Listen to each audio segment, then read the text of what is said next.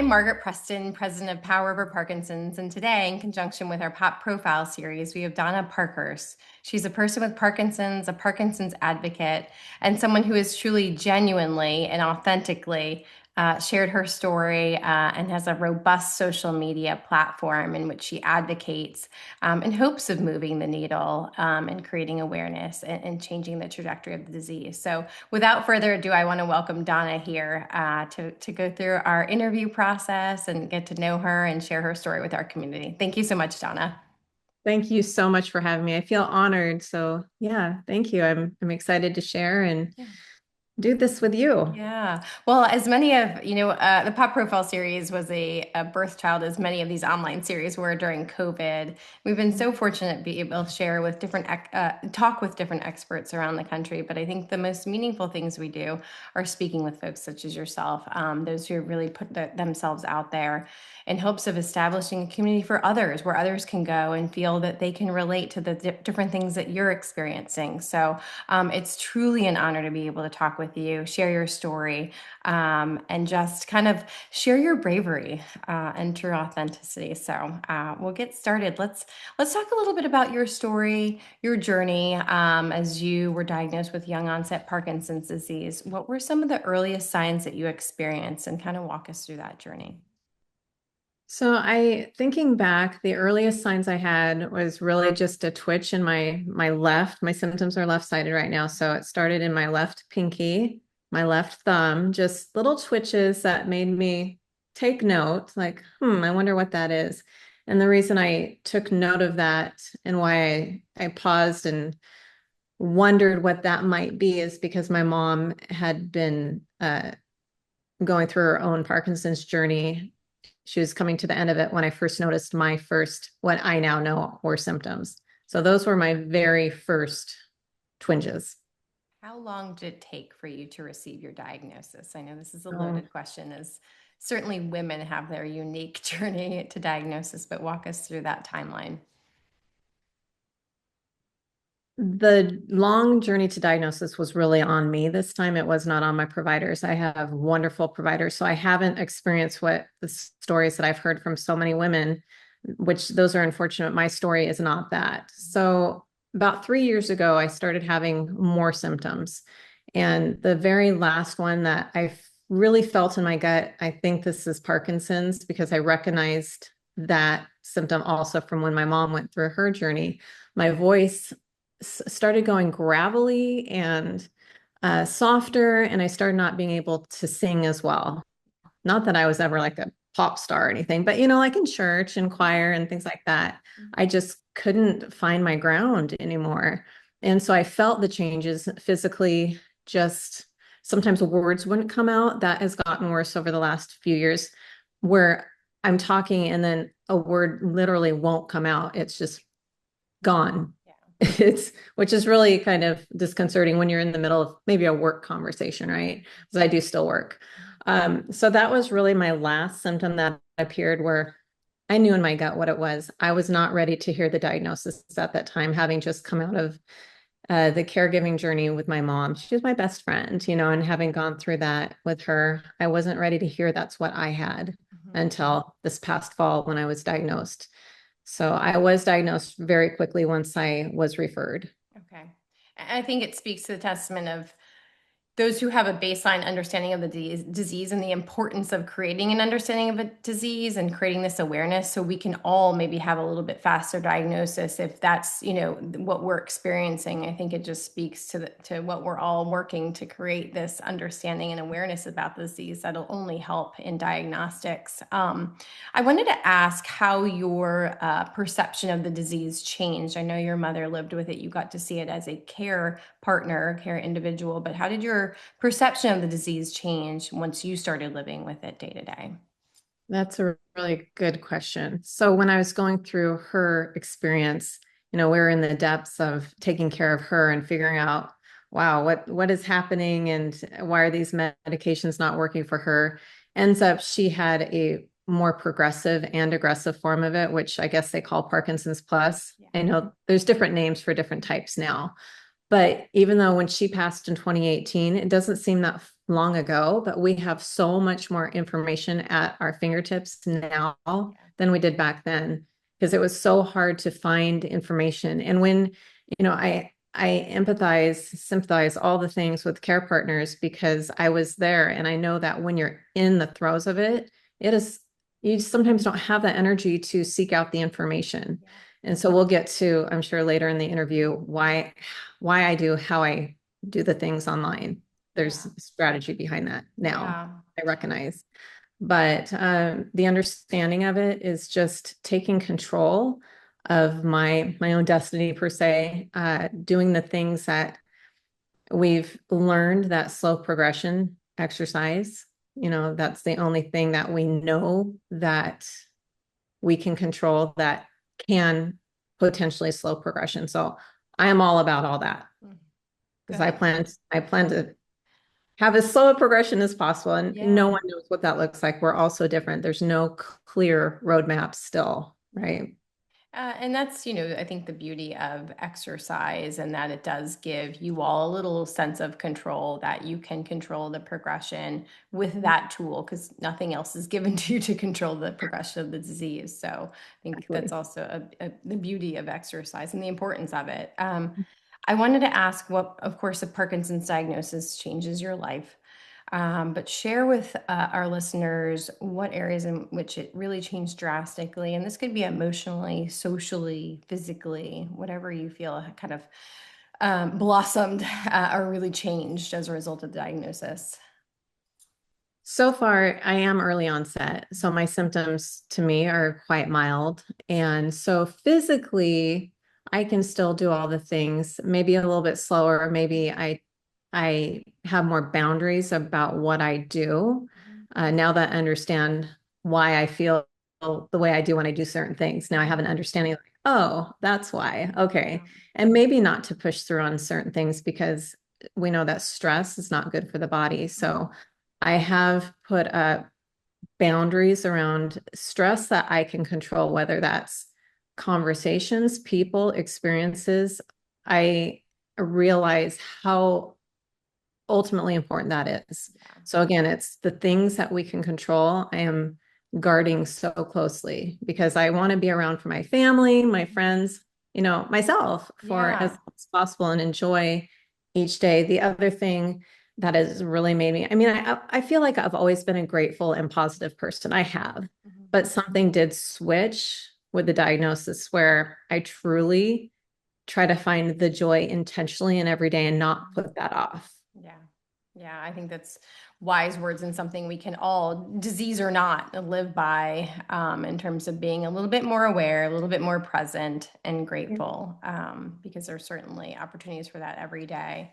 I wanted to ask, what has surprised you most about yourself during this journey? I think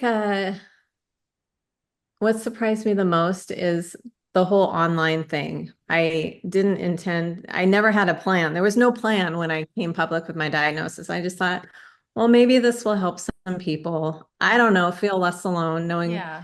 someone that looks like me, maybe someone out there that looks like me also has this and they can identify because we don't all look the same. Some of us uh, there's a perception out there that it's older folks, mainly men, that get Parkinson's. Well, I'm obviously not an older man. I have Parkinson's. So that was the intention. I was like, I don't know why I'm doing this. I just got on my camera one day and just said I'm going to share. I had kind of shared with my small following at the time, my friends, my family, some of my customers, just kind of I was going through some health challenges that I was trying to get figured out. And I hinted at I think I know where this is going, but I don't know. So we're Yeah. exploring some testing and some exams. And so once I got those answers, I just decided after I told my family, of course, Hmm. I just had this, it's like it lit a fire in me. That's how I Yeah. describe it. It's like it lit a Hmm. fire in me. And I didn't know where it was going to go past my initial, hey, here's what I have. Yeah. Here's what they found. And I had the DAT scan and all Hmm. this. Hmm. And then I've been showing up online pretty much every day ever since. Yeah. It's been like therapy for me as Hmm. well as Hmm. helping others. So Yeah. I keep It going. Yeah, absolutely. I love that. I love the way you described it, kind of being a fire inside of you, because that's what makes it so you don't stop. Right. And that keeps you going. It keeps others going who often rely on your content, in which it creates the community of understanding and folks who truly walk with this disease every day, just as your viewers do as well. I wanted to jump right into advocacy and the awareness that you've created through your platform. What motivated you really to build this public platform upon diagnosis? I think it takes a level of bravery, as I said in our introduction. But what motivated you to just say, I'm doing it, and show up every day after that? Well, the showing up every day kind of just came, I just did it. Yeah. Like I said, I had no plan. I had no agenda. It wasn't like, okay, I have this plan, and now that I have this, I'm gonna, Yeah. here's a roadmap. That was not me. I had no plan, Hmm. honestly. There Hmm. was nothing there. Yeah. I just, every day that I woke up, and sometimes, most of the day would pass, and I'm like, oh, I don't know what I'm gonna, am I gonna talk about something today? Maybe not. And then something would pop into my mind, like, oh, I think this could be helpful because it would be helpful for me if I were coming in new, or Hmm. maybe it's something I had recently learned or experienced. I'm like, I'm gonna share this because what if it helps just one Yeah. person? So that's been my why to keep showing up. And I learn new things also from my community, that Hmm. this my followers, they've become like a community and family of sorts. So it's Hmm. just been a really beautiful partnership. I see Yeah. it. Yeah. I think, this disease lends itself to this type of advocacy because you all experience such unique symptoms, but symptoms that are also experienced by others. So if someone's struggling and they're not quite sure if it's this normal, is this Parkinson's, or how to talk about a certain symptom, you've created this platform where this kind of whack-a-mole disease, as something pops up, at least can resonate and provide a little assurance, validation, just a sort of resource to lean on through this disease that's so complex, and symptoms kind of pop up and subside, etc. So I think what you're doing is that much more important because it's so complex, and these symptoms are niche at times for people. But if they can see others are experiencing them, I think again it just creates a sense of belonging, and those who truly understand it, and eliminates the feelings of feeling alone, which we don't want anybody to feel with the disease. So, And I think um, that's what I hear the most, mhm. and what just fills my cup is, and now I do have kind of a strategy because I see what works and what's Yeah, resonating with yeah. people. So I try to keep my reels to 2 minutes, Mhm. definitely under three, because we have attention spans of gnats sometimes, Yes. myself included. Yeah, And it's gotten worse since the time of, what I call the time of COVID. yeah, And it's just a fact, right? So I try to keep them in short little nuggets that are digestible and helpful, and don't go off the rails too yeah, much. Because I mean, I could go on all day if you yeah. just kept the Oh, camera rolling. yeah. But I'm hearing from the community, thank you so much. I feel seen. I feel heard. How come my doctor didn't tell me this? And doctors have this much time with their patients. Mhm. I feel for them. My son is a new doctor. Mhm. So it's a really hard spot for them to be in, because they get so little time with their Yeah, patients, and they need to get through the things they actually have to get through. So they yeah. can't be, and I mentioned this in one of my reels. I said, your doctors are not your life coach. You Mhm. have to put some work into being proactive and figuring out, why you're having some of these symptoms like apathy Yeah, and, Parkinson's fatigue. Those are real, and do some research, because your doctor can't explain everything to you. That's unfair. yeah. I know we'd like them to, but Yeah, but I think hearing it from someone in your position with the disease who understands that, gives people a little bit of assurance when they're walking out of their neurologist appointment feeling like we just scratched the surface, or, right. they just talked in generalities about the most common symptoms. But I appreciate you helping others learn to advocate a little bit for themselves, do their homework, and kind of better understand some of the nuances of the disease from someone who has Parkinson's as well. So it's certainly important work. Thank you. Yeah. So talk to us about how you balance the vulnerability of being online and quite transparent, and kind of balancing that vulnerability and feeling, you're still a person outside of this world, as outside of Parkinson's as well too. Yeah. So what people are seeing are a couple minutes of Donna online. So that's not what I focus on all day. I have a full-time corporate job. Hmm. So that's what I do during my day. Yeah. And sometimes I'll go out on, a break or something and I'll film. I work from home a couple days a week. And so I have that flexibility. If I'm at work, maybe I'll go out to my car. Like if something literally comes to me, I'm like, oh, this is what I'm talking about today. Yeah. I'll do it on a break. I'll go out to my car, which by the way, cars have the best lighting. So I probably do it from there every day. We might need to take the show But on the road then. yeah, car moments with Donna. Yeah, I love it. What's the Jerry Seinfeld Cars and Coffee? The little Yes. show he had. That's what we need to do. Yes, that's what we'll turn it into. Yeah.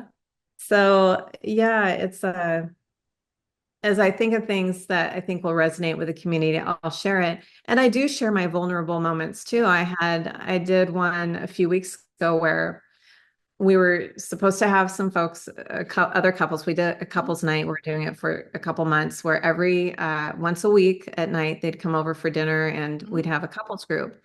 And a few hours before and we were hosting it at our house. And a few hours before they were to arrive, and they were friends from church, so it's not like I couldn't just tell them what's going on. Yeah. But I went to my husband, David, and I said, I don't know what's exactly going on with me right now.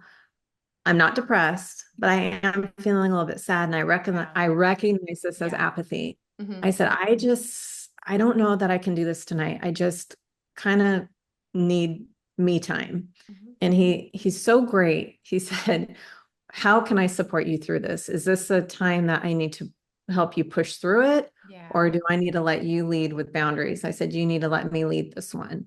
Now, Yeah. if it had to do with exercise, like, I don't feel like going on my walk today or Yeah. lifting weights. Need He'd a be little like, push. no, we're doing it. Yeah. He Yeah. knows that's for my health. But he Hmm. also knows a situation like this is for my mental health Yeah. too. So it gave me that permission with him also feeling like we're in it as a partnership to then text the group, say, hey, I'm sorry, we're canceling. We're Yeah. canceling tonight. Yeah. And they were great about it. But Hmm. it's boundaries, just Yeah. having boundaries around whatever it is that you feel like you need to guard, I would say, is how I balance Yeah. things. There's so much to take away from just that one story. First off, what a lovely care partner you have in your husband to understand Blessed. there's different directions you can go in every situation as a care partner, and listening to what you needed in that moment was beautiful. Mhm. Also, of course, being able to be honest with your friends in the moment, and having those people around you who truly understand that you're not canceling just to cancel, you're canceling because you've got to do this for yourself.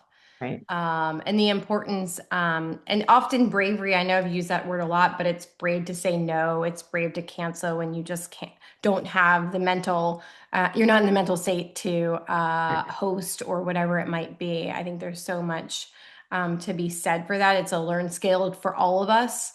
So I appreciate you sharing that with our listeners and through your platform, that people can say, you know what, no, I just need to be inside today, and that's Right. okay. And that can be uncomfortable to say no. Yeah. But that's what I tell people. It is for your own health and your own safety sometimes that you need to learn to say no. Yeah. Donna, I wanted to ask you, you touched on some of the messages that have been uplifting and heartwarming and kind of, uh, helping you as a driver to continue to do the work that you're doing. What kinds of responses and messages have you received that stayed with you the most? I've seen a theme of encouraging me to keep going, that they look forward to my little nuggets every day, and that some of the ones that, this is also another theme that I've helped through me modeling the behavior of you get up, you get your makeup on, you do your hair, you do the things to make you feel alive inside, even if you don't feel like it, because there's something that it does to you mentally when you just get ready for the day. I did a reel to that regard a couple months ago, and that was one of my most commented on and rewatched reels, because that stemmed from somebody telling me that I looked too good to have Parkinson's. that they could not relate to me. And I was like, well, son of a gun, that's not fair, because it doesn't mean I always feel great just because I put effort into getting myself ready for the day. And that's what makes me feel good. If I didn't have to go to work, and even on the weekends, I do this. I don't laze around in sweats because it will do something to me mentally that will put me in a state that I don't want to be. I don't want to go there. Doesn't mean I don't relax, but getting ready for the day and trying to look my best does something for me inside, like it's holistic for me. And so I did a reel explaining that, somebody reached out and said that they couldn't identify with me because I looked too good and to have Parkinson's. And I was like, okay, I know there's other people out there that will resonate with me about, no, I push through. I get ready for the day. I put on my nice clothes. I do what it takes. So I actually did it. I looked different than I normally do in this reel. I had my hair up in a bun. I was in my bathroom getting ready. And I said, you know what? I kind of feel like crap right now, but I'm doing my makeup and I'm going to do my hair next and I'm going to get on with my day. This doesn't mean that I always feel 100%. And so many people, it was so cool that said, you just inspired me to also do the same, because for far too long, I've been just wallowing in like, why look good? Why try to look my best? Why no one cares? And they said, now I'm doing it for me. And I mean, it touched my heart in such a way, because I'm not saying, oh, I helped them. The message they got from that, it gave them a little kick in the pants that they needed. Yeah. Apparently. I mean, I need a kick in the pants every now and then too. So we all do. yeah. I think that's lovely. And I think, showing that what people were seeing and potentially upsetting people is the after, right? But not the before of like, I don't want to do this, but I'm doing it because it helps me. And maybe they needed to see that connection as to why you do what you need to do, what works for you, which is often unique for the individual. But again, it was very authentic. I was a witness to all of it. And I appreciate you kind of rewinding a little bit and showing the before stage and being so authentic. Speaking of some of these rougher moments, I wanted to ask, when you're having some of these difficult days, what are some habits or routines that you do to kind of navigate through them? So I'm big into holistic health, whole body. I feel like gratitude, having moments of gratitude in the morning. And I know it sounds silly to a lot of people, like, to be thankful. What is that going to do? But there is a big science behind that. I did a reel on that too, because a lot of people don't realize that it's not just a feel good thing. There's science behind it. Yep. And starting your day, even if it's 3 things, even if it's, I got out of bed today, I brushed my teeth and got through that today, or I feel like I did 10 years ago today, whatever it is, it's so important to just be grateful for something in the day. And it does something with the neural pathways in the brain that is powerful. And then in moments of anxiety, because we all have those moments where we're just, elevated with stress, box breathing is a big one. And there are times when I'll forget to do it. My husband said, "What about that box breathing you talk about?" I'm like, "Oh yeah. How about I take my own advice?" So there's that little push. Yeah. Just a reminder. Yeah. There's so many things that we can do that can reset our brain and emotional, all the things that, aside from medication, or along with, I should say, or in place of for some people, right? There's so much that we can do that we are in control of, that we don't realize until, if no one tells you, you don't know. You don't know what you don't know. Yeah. And I think people will learn once they start having these moments of gratitude and a greater awareness, they start snowballing, right? And it becomes, you're kind of setting a new pathway in your brain to that more positive glass half full mentality. So, what activities or passions have really redefined you, or redefined rather, that you, instead of giving up, you've redefined as a result of having Parkinson's? I'm not sure I have a clear answer for that one. I would say, for sure, maybe this fits within the realm of what you're looking for. I've just been more, I've noticed that I've been more present in the moment, kind of not taking things so seriously. Like Yeah. in the big scheme of things, how much does this matter? Whatever it is that maybe I'm getting worked up about, Hmm. whether it's a work thing or a life in general thing, I'll kind of evaluate that and be like, wait a minute, really, does it matter that much Hmm. to lend my mental health to it, Yeah. or induce stress? So just and being more present when I'm with my family, just having those moments. My kids are grown, but when I get to go spend those times with them, it's like just really taking it in and experiencing it more fully. And that's a gift for you all, which I think, as you know, my father was diagnosed with Parkinson's 8 years ago. And it's sometimes the silver lining of the disease, changing your perspective, understanding that those big problems are no longer big that we thought were big. So I think it's, again, a little bit of a silver lining because now you're even more present and you're that much more appreciative for these moments with family or whatever it might be. So, yeah. I wanted to touch on those who are newly diagnosed. What do you wish those newly diagnosed could hear in those first few weeks, months of the disease that you wish maybe someone had told you or you knew? I know you had kind of the understanding from your mother, but what would you present to those who are newly diagnosed? What comes to mind right now is as soon as I was diagnosed, or yeah, I think I waited till I had the formal diagnosis. I didn't do this before. I joined some Parkinson's groups, private groups on Facebook to start with, just to kind of dip my toe in the water as a person with Parkinson's, not as a care partner, right? Like I was before.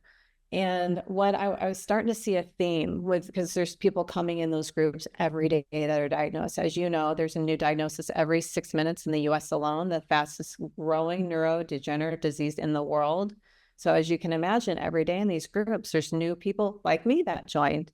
And I was starting to see a theme that really kind of perked me up a little bit, like, oh, what, wait, why? What's going on?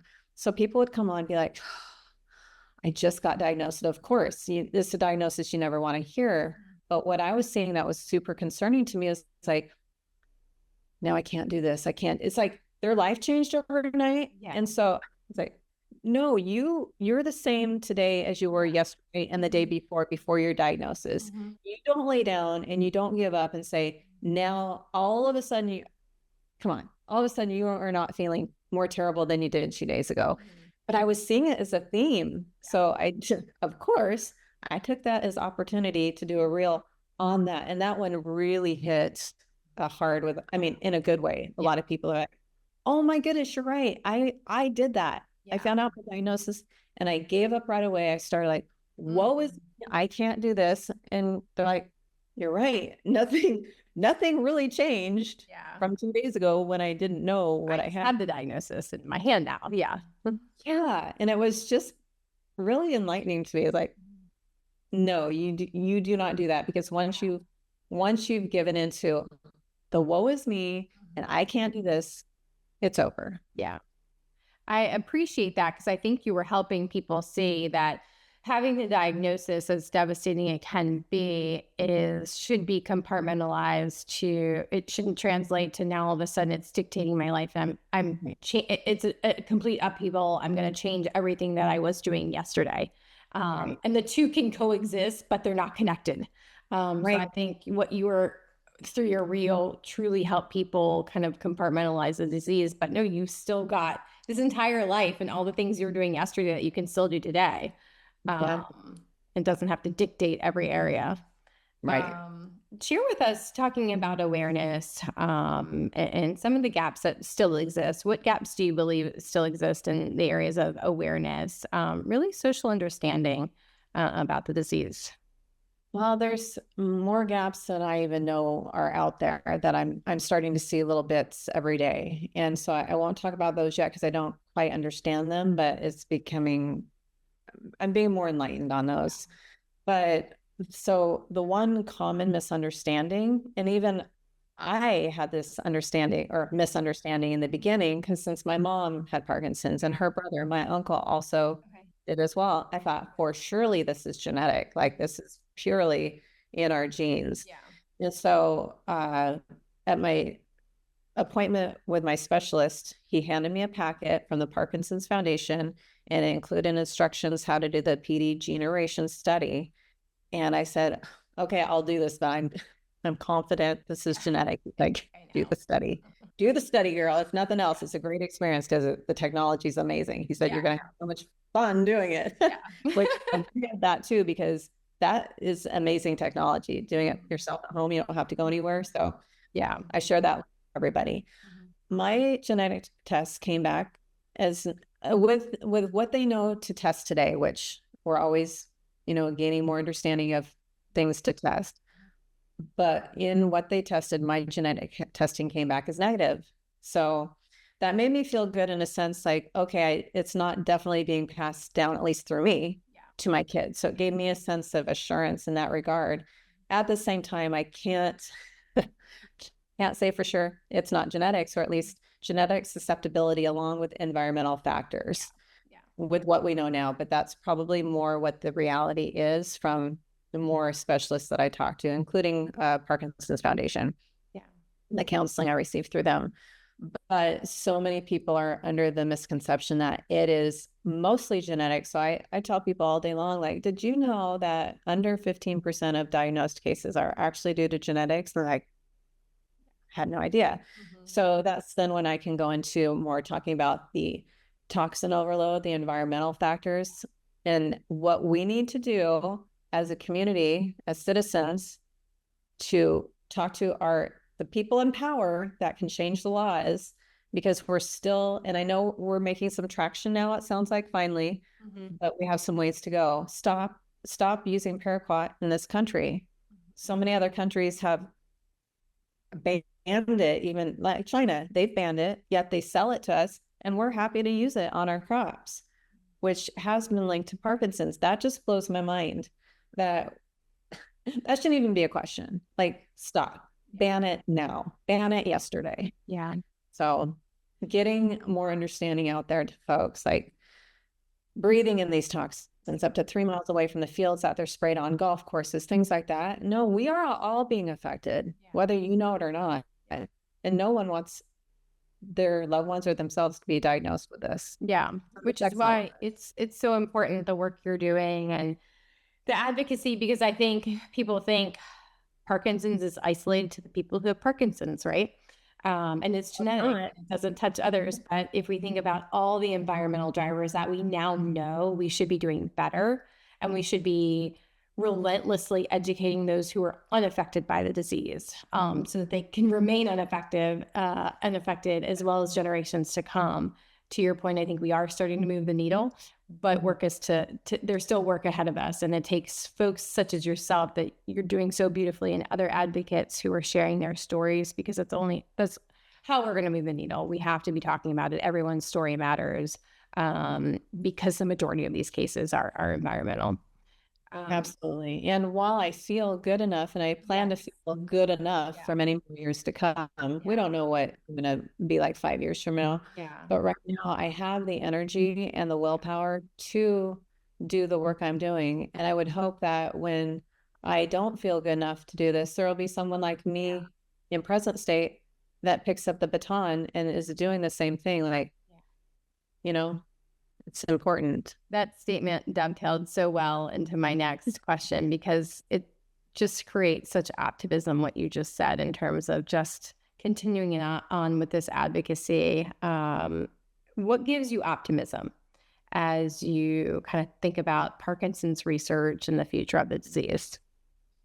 I've seen just in the few months, let's see, it's May now, 6, 7, 8 months that I've been diagnosed, I've seen traction from my beginning online to now.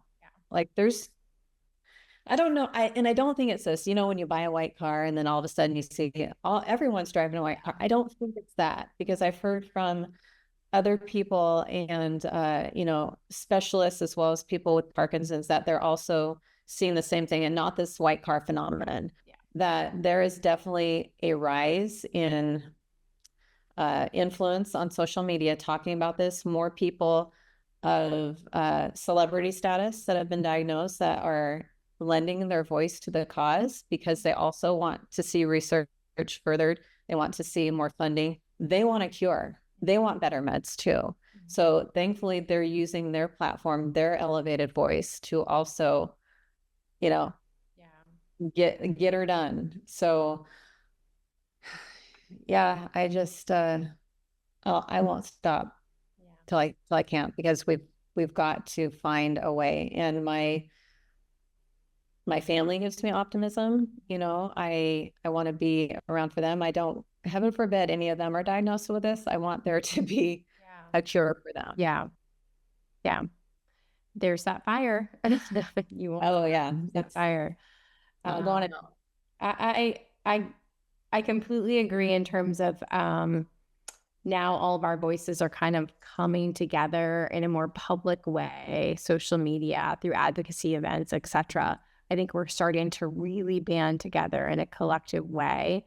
And it's a good thing to see, right? It's what we needed years ago, but is now starting to happen because folks such as yourself and your counterparts around the country are banding together and having these larger voices that really are starting to knock on lawmakers' doors to create some change and awareness and like, hey, we're here and we're not going to tolerate it anymore. Right. In terms of we're not going away. We're not going away.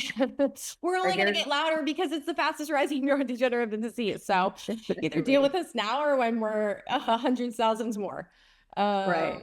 So thank you for that. I wanted to move into some conclusive questions and just kind of general Parkinson's related questions. What's one thing that people often must misunderstand about living with Parkinson's disease? From the outside, are you talking about people that of conception? Yeah. So for instance, most people think it's a tremor or it's an old white guy's disease. Yep. Talk to us about some of those things we all thought at one point. There's so many. There are.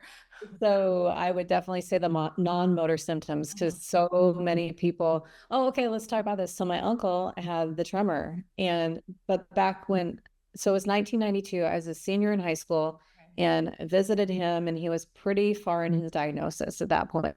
This is what I thought Parkinson's was at that time. And he was having, all these big movements, and I thought that was Parkinson's. I did not realize that was actually dyskinesia, which was a side effect of the medication he had been on for so long to control his actual motor symptoms with Parkinson's, and probably non-motor at that time. So then my mom was diagnosed, and her diagnosis looked completely different than my uncle, her brother. And I'm like, what? Are you sure? Are you sure this is not the same disease? I know. I definitely do. She had more of the dystonia. Okay. She had internal tremors. Yeah. And that's kind of the path that I'm following. It's still too early to tell with me. I have a tremor that presents itself. I think they call it like a masked tremor until stress hits, and then it will come out. Okay. But I am still early, so I don't know if I'll be tremor dominant or not. Mm-hmm. It's so strange. Like, okay, what's this going to look like? Yeah. Right. But it looked so different from her, and the meds did not work on her because of the kind of aggressive progressive form she had, unfortunately. And hers was a very, she only lived with it, I think it was like 8 years until she passed. Yeah. So definitely there's so many misconceptions, like, well, you're not shaking, and you're not an older white gentleman. Well, yeah. So we're going to dispel all of those right now. Let me tell you about all the things you can't see.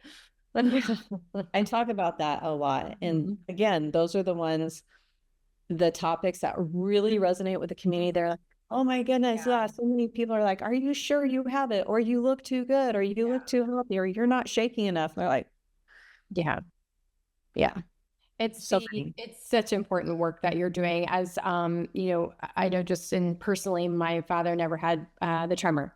So he has a lot of things you can't see. Now you can see the dyskinesia 8 years in after taking the medication for a long time, and rigidity, etc. But so many other symptoms you can't see. So, and I'm passionate, as you are too, having had loved ones with Parkinson's and now living with the disease, about dispelling some of the the myths about the simplicity that people think the disease is, and it's synonymous with a tremor. Yeah, no simplicity here. Yeah. No, and how complex it is, and the misnomers and complexities around hidden disease, and we all have to do better as a society. But folks like you are working tirelessly, at least within the Parkinson's space, to create a better understanding and kind of debunk some of those misconceptions. So, yeah, and some of us are coming together to collaborate too, because we are strong together. Yeah, our voice collectively heard. Yeah, more people hear and understand, and it will hit the algorithm. Weird, right? But that's what we're finding. If we band together, more people will get the information that they need to hear to, for advocacy or what have you. And hopefully it just stops people in their tracks, and they're like, wait, that's Parkinson's? Like, I want to know more about that. This doesn't look like Parkinson's. So thank you. I can't say it enough during this interview. What advice would you give to someone who wants to advocate for this cause, but is a little fearful, wants to dip their toe in, but not quite sure? How do they get started? Just to ask questions. They can ask questions of me. I'm pretty responsive. I can't respond to every message I get, or, at least I do read every comment. I read every comment, and I will at least give an emoji reaction so people know that they were seen and they were heard. There's no way I can respond with, a sentence or a paragraph to everyone. And they understand that. They get that. And then in the messages, I'll go through those periodically, like the private messages, and I answer what I can, but I encourage folks to reach out to people like me, or, I found Esther, Shaken and Boots Esther, and Allie, I'm still Allie, when I was first diagnosed. And I asked questions. I'm like, hey, I want to get involved in advocacy, and I am serious. I'm not just saying the words. And Esther and I got on a call real quick, and we're great friends now. I mean, they're great partner in this. So I got to meet Allie and talk with her at the policy forum in DC, and we just learn from each other. And that's what I hope to do for those coming behind me, to help them get started too, and just lend their voice, because we need their voice too. This is not one of those things where I have all the attention, I want to keep it all to myself. No, this is not about that. It's like, how can I help you elevate your voice as well? Because it takes all of us. It's not a competition. No, I agree. I think you guys, as I said previously, the presence that you all have created, you, Allie, Esther, etc., and beyond, is just amazing, because you all have your unique story, yet you're banded together by the disease, and your voices are only amplified because of you guys taking this time to really dedicate yourself to creating awareness and greater understanding about the disease. So with that, I know you have so many things to be grateful for, including your beautiful family, etc. But what keeps you moving forward every day? What keeps me moving forward every day is just to know that there's work to be done, and it's not going away. There is work to be done every single day. And I feel like, as weird as this sounds, it's my passion for sure, right? And I have a reason, because I want to be around for my family, and I want to be around for my future grandchildren. But I do have a deep faith as well, and that keeps me grounded and moving as well. So it's just kind of it's a bunch of different things, right? It's not just one thing. It's all life's treasures, though, right? It's your faith, family, for sure. And all the things that transcends Parkinson. So I have a life to be lived, and I fully plan to live it. To its full potential, despite this crazy thing called Parkinson. That's right. That's right. Donna, I can't thank you enough for being with us today. Most importantly, share with our listeners where they can find you, where they can get to know you and your platform. So on Instagram, you can find me at Moved by Parkinsons. On Facebook, I'm just going off my normal page, Donna Parkhurst, and my banner does say Moved by Parkinson's, so people know it's this Donna Parkhurst, not the other Donna Parkhurst. I did develop a Facebook business page that also says Moved by Parkinson's, but I have not moved anything over there yet. So there's like 7 followers over there, because they're probably like, I'm here, but she's not. Yeah, where is she? Where's she at? TikTok, moved by Okay. Parkinsons. And on YouTube, I'm moved by Parkinsons as well. Okay. So I did start moving all my short reels over to YouTube. That's really all that's there right now. I plan to develop that more into a more robust platform. But I was getting so many people on Instagram and Facebook saying, I need to share this with my friends and family so they understand me more. But they're not on social media. Yeah. Like, give me a second. Yeah. And I got everything. And sometimes I lag behind on YouTube and by a few days, just depending on time, because it's a different animal. Yeah. But eventually everything is over there eventually. So most of my videos are up there. I'm a few days behind, but that's for the folks that just prefer YouTube or they're simply not on other social medias. Okay.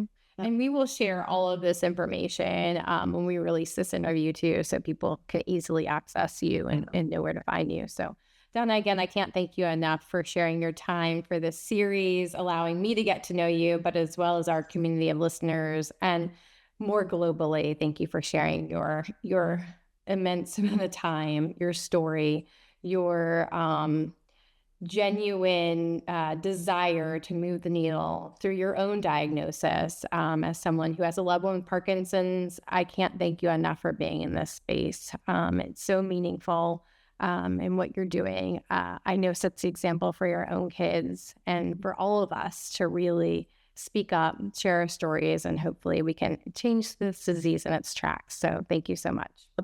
Thank you for having me. Truly an honor. Yeah. Thank you.